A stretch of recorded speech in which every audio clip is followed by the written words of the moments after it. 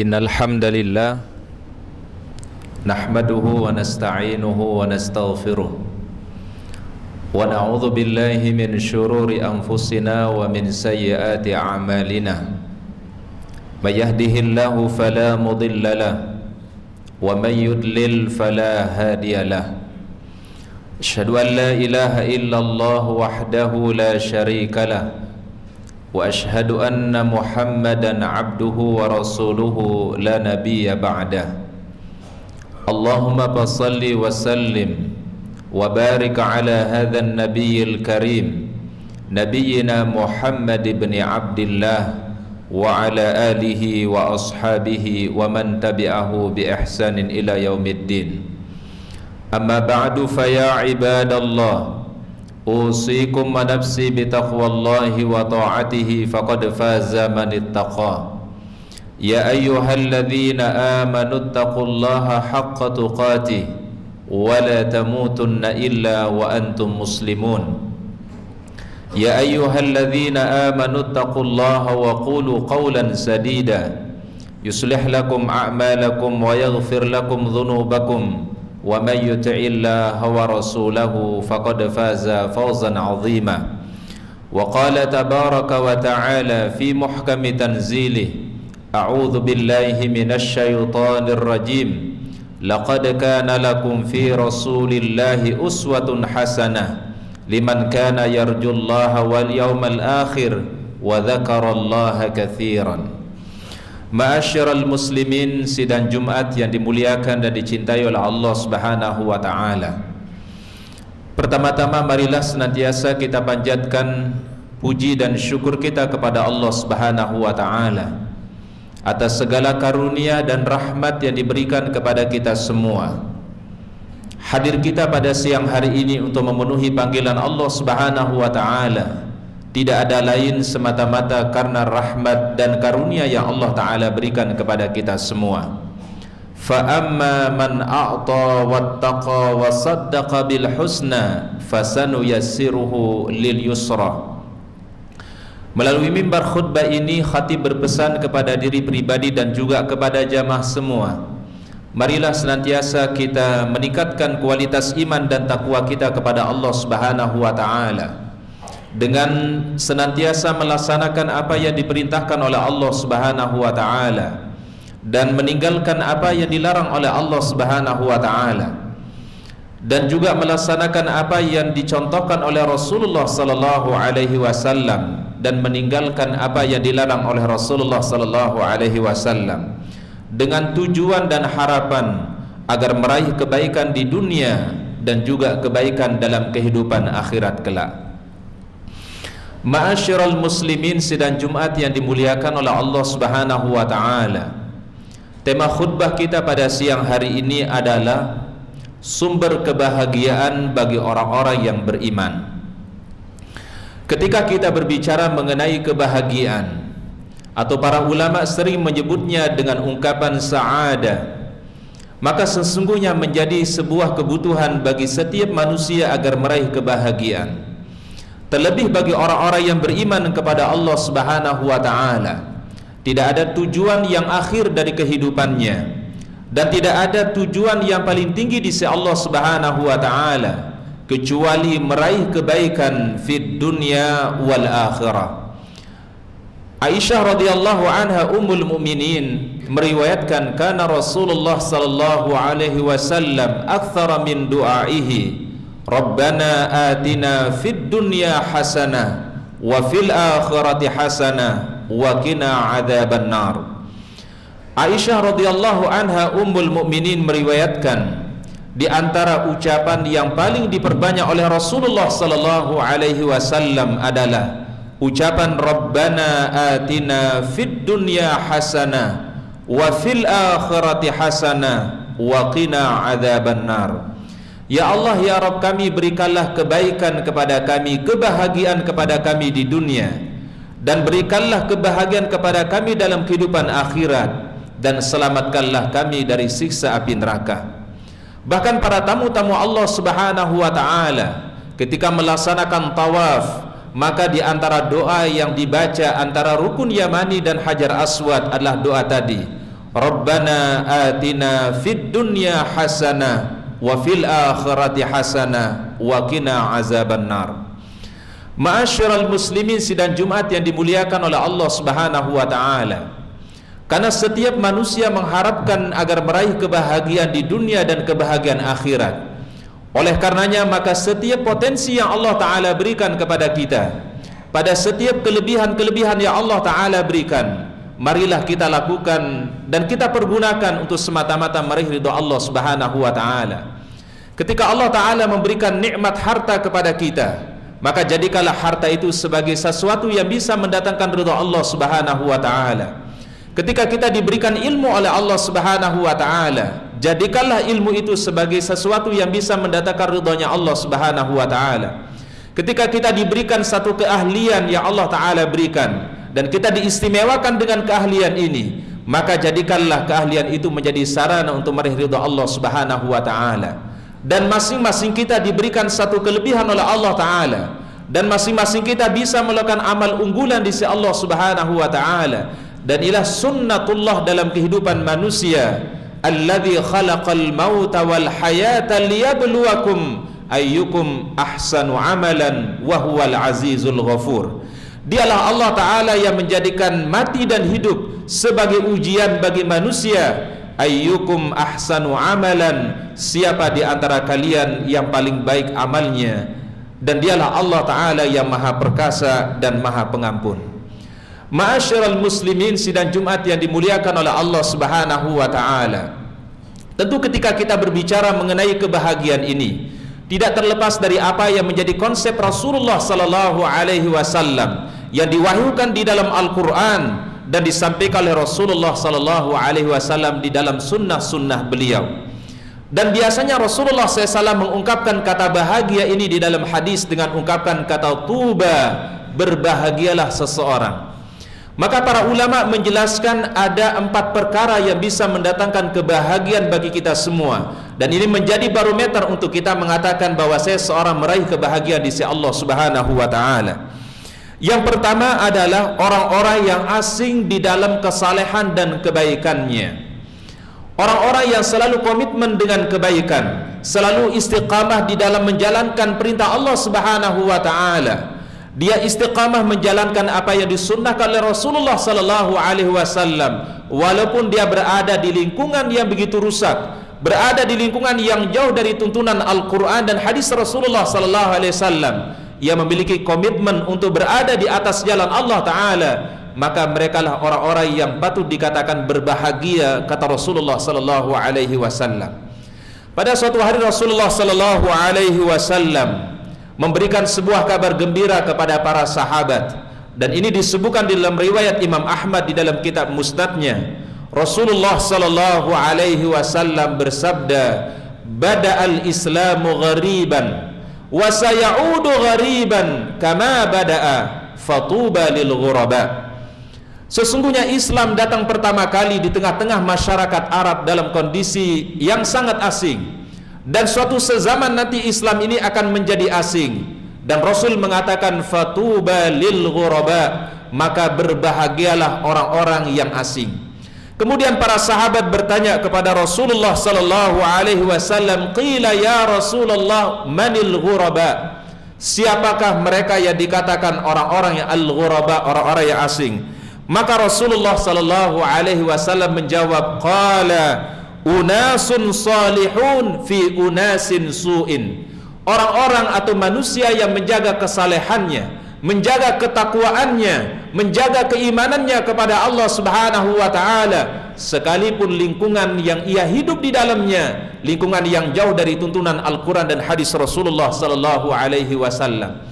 Menjadi sebuah kebahagiaan bagi kita semua di saat kita diberikan keimanan oleh Allah Subhanahu wa taala, dan iman ini menghiasi jiwa kita, dan kita selalu istiqamah berada di dalam kebenaran sampai kita bertemu dengan Allah Subhanahu wa taala. Maka merekalah orang-orang yang disebut dengan orang-orang yang mendapatkan kebahagiaan di sisi Allah Subhanahu wa taala. Rasulullah sallallahu alaihi wasallam mengajarkan satu doa kepada kita semua, dan doa ini merupakan doa yang sering dibaca oleh baginda Rasulullah sallallahu alaihi wasallam. Ya muqallibal qulub, tsabbit qalbi ala dinika. Ya Allah yang maha membolak-balikan hati hamba, tetapkanlah hatiku agar terus berada di atas agamamu, meniti jalanmu ya Allah, sampai kami berjumpa denganmu ya Allah Subhanahu wa ta'ala. Ma'asyiral muslimin sedang Jumat yang dimuliakan oleh Allah Subhanahu wa ta'ala, orang-orang yang berbahagia yang kedua adalah orang-orang yang beriman kepada Rasulullah sallallahu alaihi wasallam dan menjalankan apa yang menjadi ajaran Rasulullah sallallahu alaihi wasallam. Sebuah kebahagiaan yang Allah taala berikan kepada kita di saat kita beriman kepada Rasulullah sallallahu alaihi wasallam, mengimani Rasulullah SAW sebagai khatamil anbiya'i wal mursalin, nabi yang terakhir, afdalul anbiya'i wal mursalin, yang membawakan ajaran syariat Islam yang menyempurnakan ajaran-ajaran sebelumnya melalui Al-Quran dan Sunnah Rasulullah sallallahu alaihi wasallam. Banyak upaya orang-orang yang tidak senang dengan Islam untuk menjelekkan tentang Rasulullah sallallahu alaihi wasallam, memberikan sebuah konsep yang tidak bagus tentang Islam yang dibawa oleh Rasulullah sallallahu alaihi wasallam, tetapi sekali-kali tidak meragukan keimanan kita kepada Rasulullah sallallahu alaihi wasallam. Kita semua tidak pernah bertemu dengan Rasulullah SAW. Kita semua tidak pernah sehidup sezaman dengan Rasulullah SAW, tetapi keyakinan kita, keimanan kita kepada beliau tidak akan pernah berubah, dan kita senantiasa mencintai Rasulullah sallallahu alaihi wasallam dan melaksanakan semua ajaran-ajaran Rasulullah sallallahu alaihi wasallam. Rasulullah sallallahu alaihi wasallam bersabda di dalam hadis yang diriwayatkan oleh Imam Al-Bukhari, dan hadis ini yang dimasukkan adalah generasi-generasi yang datang setelah sahabat-sahabat Rasulullah sallallahu alaihi wasallam. Tuba liman ra'ani wa amana bi marratan, wa tuba liman lam yarani wa amana bi sab'a marratin. Rasulullah sallallahu alaihi wasallam mengatakan, berbahagialah orang-orang yang berjumpa denganku, melihatku dan mereka beriman kepadaku sekali. Tetapi berbahagialah orang-orang yang tidak pernah bertemu denganku, kata Rasulullah sallallahu alaihi wasallam, tapi mereka beriman kepadaku, mencintaiku dan melaksanakan ajaran-ajaranku 7 kali, kata Rasulullah sallallahu alaihi wasallam. Dan tidak ada yang dimasukkan dengan hadis yang mulia ini kecuali generasi-generasi yang mereka ada setelah zaman sahabat Rasulullah sallallahu alaihi wasallam, tidak mengurangi sedikit pun keimanan kita kepada Rasulullah sallallahu alaihi wasallam. Bahkan Rasulullah SAW memberikan sebuah jaminan kepada umat di akhir zaman. Beliau mengatakan, taraktu fikum amraini lam tadillu abadan in tamassaktum bihima kitaballah wa sunnati Rasulillah sallallahu alaihi wasallam. Ada 2 hal yang aku tinggalkan untuk kalian wahai umatku. Apabila kalian benar-benar berpegang teguh dengan 2 hal ini, kalian tidak akan mengalami kesesatan. 2 hal itu, kata Rasulullah SAW, kitabullah Al-Quran wa sunnati Rasulillah sallallahu alaihi wasallam. Sehingga generasi Rabbani, generasi yang diridhai oleh Allah Subhanahu wa ta'ala adalah orang-orang yang dekat dengan Al-Quran, orang-orang yang mempelajari Al-Quran, yang menjadi ahlullahu fil ardi. Mereka adalah orang-orang yang disebut dengan Rabbani. Bima kuntum tu'allimunal kitab wa bima kuntum tadrusun, karena kalian mengajarkan Al-Quran dan karena kalian belajar Al-Quran. Rasulullah sallallahu alaihi wasallam bersabda, khairukum man ta'allamal Qur'ana wa 'allamahu. Sebaik-baik kalian adalah yang mengajarkan Al-Quran dan juga ia mengajarkan Al-Quran. Oleh karenanya marilah kita bangkitkan semangat generasi muda kita. Kita bangkitkan semangat anak-anak kita untuk tumbuh menjadi generasi Rabbani, akan menjadi kebanggaan Rasulullah sallallahu alaihi wasallam, akan menjadi kebanggaan umat Islam di akhir zaman. Mereka menjadi ahlullahu fil ardi, ahlul Quran, orang-orang yang dekat dengan Al-Quran.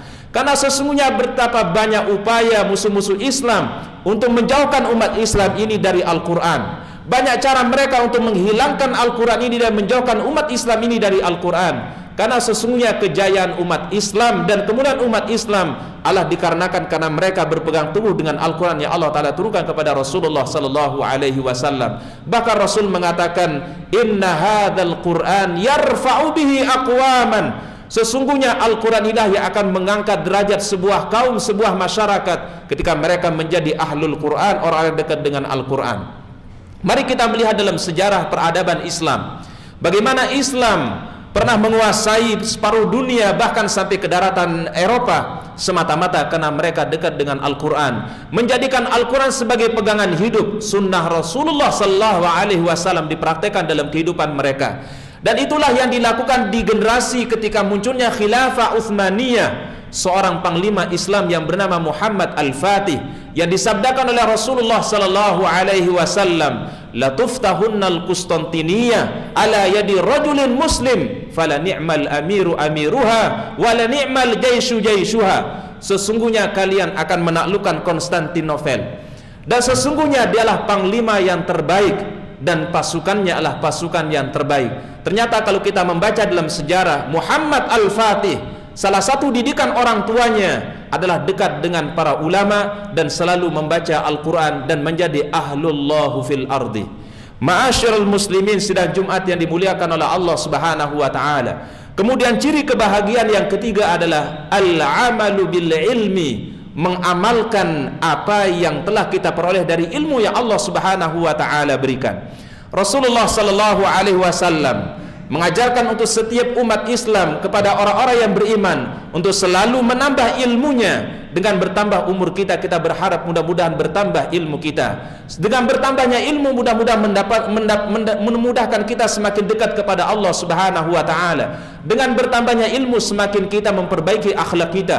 Dengan bertambahnya ilmu, mudah-mudahan kita semakin meraih ridha Allah Subhanahu wa ta'ala. Rasulullah sallallahu alaihi wasallam bersabda dalam sebuah hadis yang diriwayatkan oleh Imam Al-Bukhari dan Imam Muslim, man kharaja fi talabil ilmi fahuwa fi sabilillahi hatta yarji'. Barang siapa yang keluar dari rumahnya semata-mata untuk mencari ilmu, untuk mengejar ilmu, mengejar ridha Allah Subhanahu wa ta'ala, fahuwa fi sabilillah, maka dia terhitung dalam keadaan fi sabilillah, di jalan Allah, hatta yarji, sampai ia kembali ke rumahnya. Betapa bahagianya ketika langkah perjalanan kita dalam rangka mencari ilmu. Betapa bahagia ketika kita selalu menambah ilmu kita. Bahkan Allah Subhanahu wa taala secara khusus memerintahkan kepada baginda Rasulullah sallallahu alaihi wasallam dalam surat Thaha. Allah taala berfirman, "Wa qur rabbi zidni ilman." Katakanlah wahai Muhammad, Rabbi zidni ilman, ya Allah ya Rabbku, tambahkanlah ilmuku. Karena sesungguhnya kemuliaan Islam ini, kemuliaan umat Islam ini, dan kemuliaan orang-orang beriman ketika mereka berilmu. Karena dengan ilmulah mereka akan mendapatkan cahaya di dalam kehidupan. Dengan ilmulah akan bisa menerangi kehidupan mereka. Dengan ilmulah mereka bisa berbuat dengan yang terbaik dan mengamalkan apa yang dicontohkan oleh Rasulullah sallallahu alaihi wasallam. Dalam hadis yang diriwayatkan oleh Imam Tirmidzi, Rasulullah sallallahu alaihi wasallam bersabda, "Tuba liman amala bi ilmihi." Berbahagialah orang-orang yang mengamalkan apa yang telah diberikan dari ilmu oleh Allah Subhanahu wa taala. Ma'asyiral muslimin, sidang Jumat yang dimuliakan oleh Allah Subhanahu wa taala. Kemudian yang terakhir adalah orang yang berbahagia itu adalah orang-orang yang selalu mempersiapkan perbekalannya untuk menuju kehidupan setelah kehidupan dunia ini. Seorang sahabat pernah bertanya kepada Rasulullah sallallahu alaihi wasallam, "Ya Rasulullah, man aqyasun nas?" Siapakah manusia yang paling berbahagia di sisi Allah Subhanahu wa taala? Maka Rasul menjawab, "Aktsaruhum dzikran lil maut wa aktsaruhum isti'dadan laha." Siapakah yang paling memperbanyak mengingat kematian, dan siapa yang paling mempersiapkan bekalnya untuk menuju kehidupan akhirat. Kita sadari bahwasannya kehidupan kita di dunia adalah sebuah persinggahan sementara. Sesungguhnya perjalanan kita di dunia seperti orang yang melakukan perjalanan safar. Kita singgah sebentar untuk makan, istirahat, untuk minum, kita bersama keluarga. Namun tempat ini pasti kita akan meninggalkannya. Thumma raha wa tarakaha mali walid dunya illa karajulin istadhalla tahta syajarah thumma raha wa tarakaha. Perumpamaan aku dan kehidupan dunia, sabda Rasulullah SAW, tidak jauh seperti seseorang yang singgah di sebuah tempat. Dia makan, dia minum, dia istirahat. Thumma raha wa tarakaha. Kemudian dia akan melanjutkan perjalanan yang lebih panjang lagi. Perjalanan menuju akhirat begitu panjang. Kehidupan akhirat begitu lama dan abadi. Kehidupan dunia ini adalah sebuah persinggahan yang Allah Subhanahu wa taala berikan. Sehingga orang-orang yang diberikan akal oleh Allah taala adalah orang-orang yang memanfaatkan kesempatan di dunia untuk meraih kebahagiaan dalam kehidupan akhirat. Dan kita berharap insyaallah mudah-mudahan kita dan keluarga kita selalu diberikan keistiqomahan oleh Allah Subhanahu wa taala untuk mempersiapkan amal soleh kita, mempersiapkan perbekalan kita untuk bertemu dengan Allah Subhanahu wa taala. A'udzubillahi minasyaitonir rajim. Faman kana yarju liqa'a rabbih falyamal 'amalan shalihan wa la yusyrik bi ibadati rabbih ahada. Barang siapa yang berharap bertemu dan berjumpa dengan Allah Subhanahu wa taala, maka beramal solehlah dalam kehidupan dunia dan jangan sekali-kali melakukan kesyirikan di dalam beribadah kepada Allah Subhanahu wa taala. Barakallahu li wa lakum fil Qur'anil azim. Wa nafa'ani wa iyyakum bima fihi minal ayati wadh-dhikril hakim. Wa taqabbal minni wa minkum tilawatahu innahu was-samiul alim. Aqulu qawli hadza fastaghfirullaha li wa lakum min kulli dhanb innahu huwal ghafurur rahim.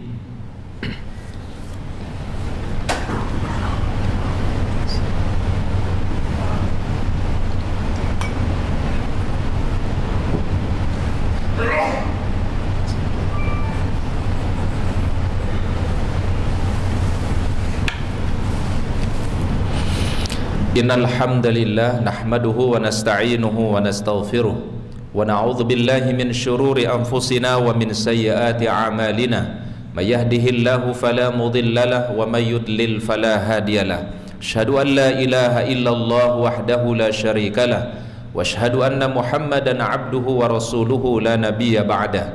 Allahumma salli wa sallim wa barik ala hadzal nabiyil karim Nabiyyina wa habibina Muhammad ibn Abdillah wa ala alihi wa ashabihi wa man sara ala nahjihi ila yaumil qiyamati amma ba'd. Faya ibadallah usikum wa nafsi bitaqwallahi wa ta'atihi faqad faza man ittaqa. Ya ayyuhalladzina amanu taqullaha wal tanzur nafsum ma qaddamat lighad wattaqullaha innallaha khabirun bima ta'malun. Wa sallu wa sallimu ala nabiyyikumul karim wa qala ta'ala wa lam yazal qailan alima innallaha wa malaikatahu yusalluna 'alan nabiy Ya ayyuhalladzina amanu sallu alaihi wa sallimu taslima. Allahumma salli ala Muhammad wa ala ali Muhammad kama sallaita ala Ibrahim wa ala ali Ibrahim wa barik ala Muhammad wa ala ali Muhammad kama barakta ala Ibrahim wa ala ali Ibrahim innaka Hamidum Majid. Wardalah anil khulafa'ir rasyidin Abi Bakrin wa Umar wa Uthman wa Ali wa an jami'i ashabi Rasulillah wa anna ma'hum birahmatika ya arhamar rahimin. Allahumma izzal Islam wal muslimin. Allahumma izzal Islam wal muslimin. Allahumma izzal Islam wal muslimin. Allahumma sur ikhwanana al muslimina fi kulli zamanin wa makanin ya rabbal alamin. Allahumma sur ikhwanana al muslimina fi kulli zamanin wa makanin ya rabbal alamin. Allahumma sur ikhwanana al muslimina fi kulli zamanin wa makanin ya rabbal alamin. Hasbunallah ni'mal wakil ni'mal maula wa ni'man nasir. Hasbunallah ni'mal wakil ni'mal maula wa ni'man nasir. Hasbunallah ni'mal wakil ni'mal maula wa ni'man nasir. Allahumma rabbana hab lana min azwajina wa dhurriyyatina qurrata a'yun waj'alna lil muttaqina imama. Ya muqallibal qulub tsabbit qulubana ala ta'atik. Ya musarrifal qulub sarrif qulubana ala ta'atik. Rabbana atina min ladunka rahmatan wa hayyi lana min amrina rasyada. Rabbana atina fid dunya hasanah wa fil akhirati hasanatan wa qina adzaban nar. Subhana rabbika rabbil izzati amma yasifun wa salamun alal mursalin walhamdulillahi rabbil alamin. Ibadallah, innallaha ya'muru bil adli wal ihsan wa ita'il qurba wa yanha 'anil fahsya'i wal munkari wal baghi ya'izukum la'allakum tadhakkarun. Aqimus shalah.